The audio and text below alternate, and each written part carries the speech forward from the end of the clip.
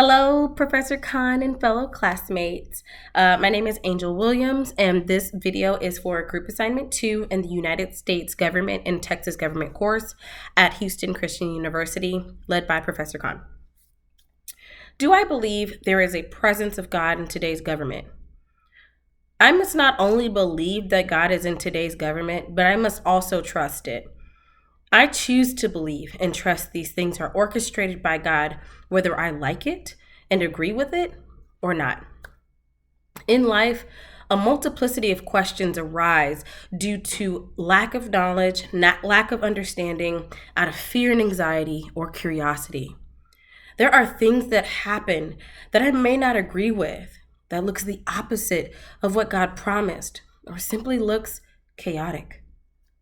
I have to trust in God and in his words where it says, all things work together for the good of those who love God and are called according to his purpose. Romans 8, verse 28.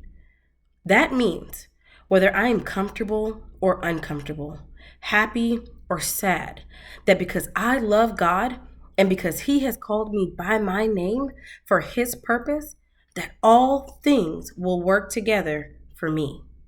So when it comes to what I do know and do not, what I understand and do not, what I like or dislike, it does not matter when it comes to God working things out for the greater good of his children. I also trust and believe that God is in today's government because he is omnipresent. This means that God is always everywhere, all the time. And if I choose to run with this fact, then yes, God is and always has been in our government. Now, whether they yield to God, his word, and his teachings, that is a different matter. In both 1st and 2nd Kings, we observe multiple kings that were chosen by birth to lead God's chosen people, but they choose to worship other gods that they felt were more tangible or could be visualized. They choose to serve hundreds of different gods, their gods of their wives or of their concubines. We know it wasn't right, but God never forsook them.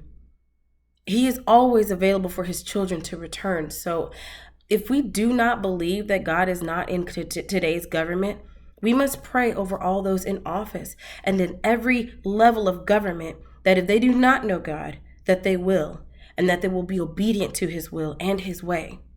While the United States of America's Constitution does not mention anything about God, nearly all state constitutions reference God or the divine.